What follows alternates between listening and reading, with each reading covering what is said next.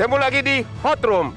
Tadi Pak Ujang Komarudin sudah mulai melemparkan bola panas tentang kecurigaan adanya bagi-bagi saham. Memang di luar negeri itu saya sudah ngalamin sendiri.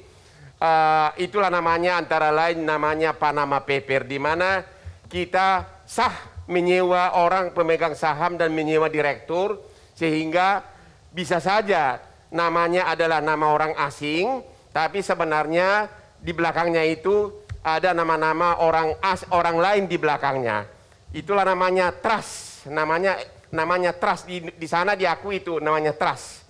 Jadi banyak keluarga-keluarga orang asing namanya tidak nongol sebagai pemegang saham, tapi memakai nama orang Inggris, orang Singapura. Di Singapura paling banyak begitu, ya, nama orang Indonesia di belakangnya, tapi pemegang sahamnya secara formal adalah orang Singapura. Nah, itulah tadi Pak Ujang tadi menyinggung, jangan-jangan ada oknum Indonesia atau oknum pejabat Indonesia sebagai pemegang saham terkait dengan Kuala Namu ini. Bayangkan 25 tahun dapat untung terus-menerus dari hasil Kuala Namu. Bagaimana pendapat Pak Ian Harahap di sini? Apakah Anda juga mencurigai? Atau mungkin ada Pak Andre Rosiadi juga kebagian? Gimana? Pertama kan kita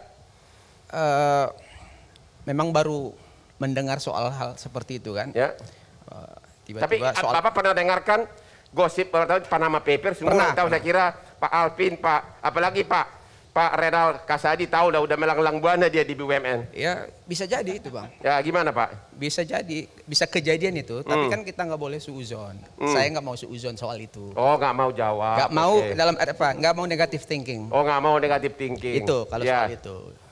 Nah jadi kalau kembali ke tadi soal pembagian saham yang 49% itu, ya pandangan saya pribadi, jika finansial pemerintah harusnya kuat, tak perlu melibatkan asing. Itu aja dulu. Oke, kalau gitu ke Pak Renal. Tapi saya nggak berani nanya. Beliau ini komisaris di BUMN, mana berani ngomong aneh-aneh. Coba silakan jawab tanggapan Bapak.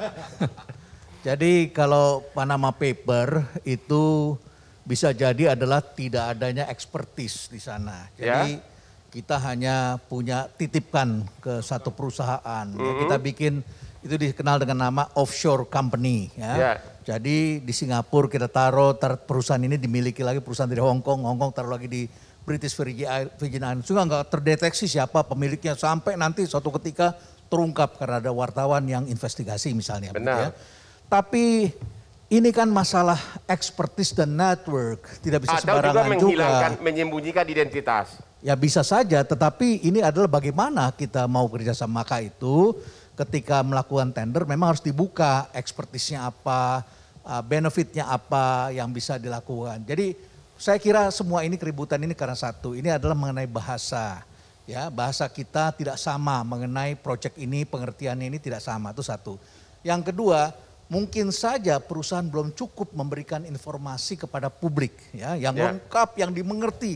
Ini kalau di fakultas ekonomi ini diajarkannya di semester terakhir ini ya. Itu pun tidak semua fakultas ekonomi ngajarin ilmu seperti ini. Biasanya di MBA kelas. Bagaimana saudara-saudara yang tidak mempunyai latar belakang? Susah kalau kita ngomong sama orang investment banking, orang bank ngerti langsung right issue perusahaan baru. Bukan right issue ya pada saham yang baru begitu ya. Bukan pada Angkasa Pura II-nya. Ini adalah Kuala Namu. Di Kuala Namu dioperasikan di AP aviasi itu. Sehingga kemudian memerlukan hasil. Nah yang diharapkan itu apa yang sudah dibangun oleh para pendahulunya itu sekarang bisa menghasilkan lebih bagus lagi, lebih bagus lagi. Tinggal nanti dikritisi aja. Mana janjinya? Hasilnya kenapa segini? Kenapa kita tidak diuntungkan? Terus dikejar seperti itu. Jadi kontrolnya memang harus bertahap. Saya setuju saja ada kontrol, kritik, saya kira itu bagus ya. Kalau ini dibunyikan juga orang jadi takut kan. Bagus juga tuh kita takut-takutin dari awal begitu ya. Sehingga mereka tahu bahwa ada orang di sini yang mengawasi watchdog-nya. Jadi saya kira oke saja. Tapi dari segi pengelolaan, keuangan, kalau ditanyakan pada keahlian saya mengetahui ini cara yang baik, cara yang bagus. Prosesnya panjang sekali, tidak bisa singkat. Dulu itu mau dikasih hanya untuk kargo. Ya, cari partnernya, cari lagi siapa. Kalah cepat, di sini sudah dapat yang tadi itu Labuan Bajo udah canggih yang masuk karena mereka melihat pariwisatanya. Saat ini ada uang masuk sebesar itu dalam situasi seperti ini airport itu dalam keadaan keuangannya berdarah-darah hari ini karena penumpangnya sedikit. Jadi ada orang yang mau chip in, itu adalah menurut saya itu adalah simbol dari kepercayaan. Uangnya masuknya di depan lagi, masuk di depan. Jadi sebetulnya simbol kepercayaan, hanya saja memang bahasanya ini harus dipahami bersama. Oke, Pak Martin. Kebetulan saya pribadi, saya tadi nggak mau nyombong, kebetulan doktor saya bidang hukum, bidang ini, bidang nominee arrangement. Nominee, ya memakai nama orang untuk nominee. Coba saya dalam international bond, ya. Kebetulan dokter saya cum laude lagi bidang ini, ya. Sorry agak sombong Pak ya.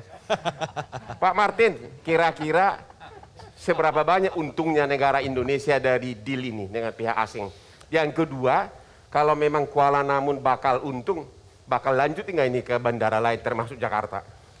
Ya saya kira kita ini dalam kondisi kita nggak bisa, ngapain kita harus bilang ini asing, ini dalam negeri. Selama dia memang saling menguntungkan dan kita juga mendapat keuntungan dari situ, kita juga mendapat leverage untuk bisa mengembangkan bandara lain dari kerjasama yang terjadi saat ini, ya why not? Kenapa kita harus katakanlah ada fobia asing?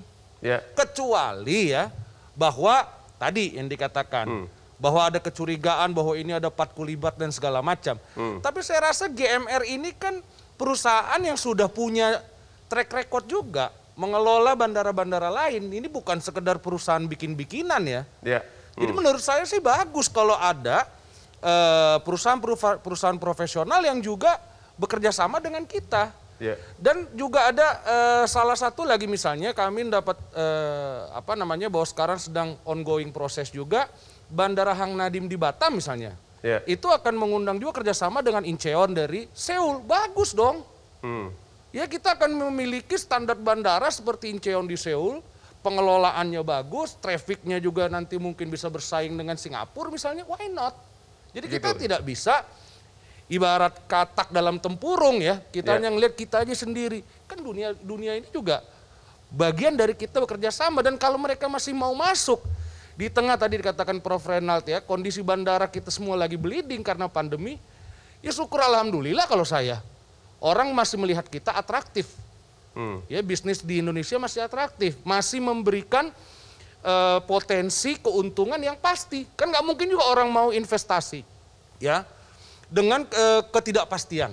Ini berarti ada kepastian dalam 20-25 tahun ke depan bahwa dia akan mendapatkan keuntungan. Oke, Ibu Nevi, kayaknya ini semua prospeknya optimis semua nih. Kok dari tadi Ibu Nevi pesimis melulu? Ibu Nevi gimana pembelaan Ibu? Bisa nggak lebih realistik dulu Ibu? Gimana Bu? Ya sebetulnya kita harus memastikan ya bahwa aspek perjanjian kerjasama antara kita dengan GMR India itu perlu adanya aturan-aturan main yang jelas. Ya, kan udah jelas di perjanjiannya Bu. Atur kerjasama yang jelas agar kerjasama dengan pihak asing dalam mengelola bandara ini sebesar-besarnya dapat dimanfaatkan untuk kepentingan nasional. Itu yang penting. Kalau itu sudah jelas menurut Ibu oke-oke aja? Bahasanya kan harus jelas nih secara politis ya. Kalau itu sudah jelas kerjasama gitu. Kalau itu sudah jelas Ibu setuju? Kalau itu sudah jelas, misalnya gini Bu, kalau itu sudah jelas, misalnya Pak Andre Rosiadi akhirnya menyewa Hotman Paris jadi pengacaranya. Betul. Kalau Komisi 6 menyewa Hotman Paris kan pasti kalau Hotman yang bikin pasti perfect perjanjiannya. Ibu setuju aja? Kita harus lihat statusnya dulu Pak Hotman. Ini statusnya jual saham atau kerjasama. Tadi sudah banyak disampaikan. Ini dua hal yang berbeda. Ya, dan perlu penjelasan mengenai status aksi koperasi ini. Apakah sudah ada contoh dari BUMN yang ada di Indonesia? Ini baru pertama kali. Pak Andre yang jawab deh. Pak Andre dulu yang jawab deh. Pak Andre yang jawab deh. Apa yang belum jelas Pak Andre? Coba. Jadi begini. Ibu Neni coba. Pak Andre mau jawab nih. Saya rasa begini Bang. Besok insya Allah kami jam 10 pagi akan rapat kerja dengan Menteri BUMN. Coba jelaskan dulu apa yang nggak jelas. Jadi pertama Bu Nevi, besok kan kita rapat kerja dengan Menteri BUMN jam 10 pagi. Kita akan minta pemerintah ya melalui Menteri BUMN maupun Angkasa Pura II menjelaskan ini secara detail dan utuh kepada masyarakat. Gini aja supaya, Pak, saya minta dulu perjelas sesudah kita rehat dulu. Baru Bapak perjelas agar masyarakat juga. Karena Bapak sebagai tuan rumah, tolong perjelas lagi. Kita akan kembali setelah rehat berikut ini.